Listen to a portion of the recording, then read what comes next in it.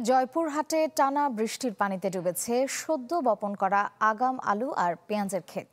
বীজ বপনের পরপরই এমন বৃষ্টি কৃষকদের ফেলেছে দুশ্চিন্তায়।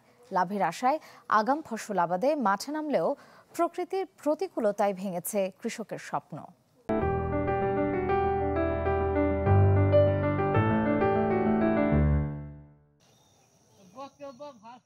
বৃষ্টিতে ভিজে জমি থেকে কাঁচা আলু তোলার চেষ্টা করছেন চাষিরা।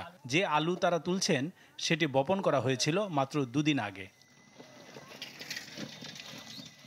টানা বৃষ্টিতে জমে থাকা পানিতে ডুবে গেছে জয়পুরহাটের ধান, আলু আর পেঁয়াজের ক্ষেত।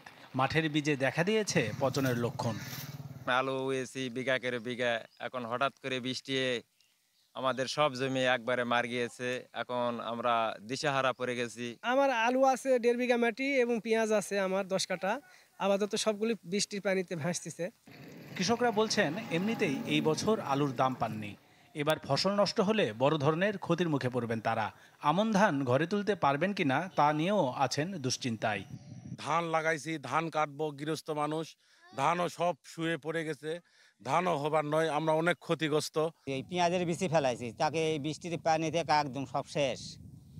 আবার আর এক জায়গায় 16 শতক জমি এই তোমার গাজরের বীজ ফেলাইছি, ও ছোট গাছ এই আকাশের বৃষ্টি হয়ে তাই একবারে গাছ পড়ে যায়, ওটাও শেষের মতো দিকে হয়ে গেছে।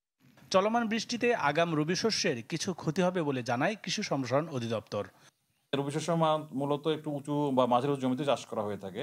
এই জমিগুলোতে যাতে পানি কোনোভাবে আটকে না দেয়, যখন পানি বৃষ্টি হওয়ার সাথে সাথে আমরা আমাদের এত সাহেবদের মাধ্যমে মেসেজটা পাঠিয়ে দিচ্ছি মাঠে, এবং আমাদের অফিসাররাও দেখতেছে যে পানিটা বের করে দিলে মানে ফসলের গোড়ায় যদি আমরা পানিটা না থাকে তাহলে ফসলটা গাছটা মারা যাবে না এবং ফসলের ক্ষতি হবে না। সব মিলিয়ে প্রায় 9,000 হেক্টর জমির ফসল নষ্ট হয়েছে বলে আশঙ্কা কৃষকের। Desk report, channel 24।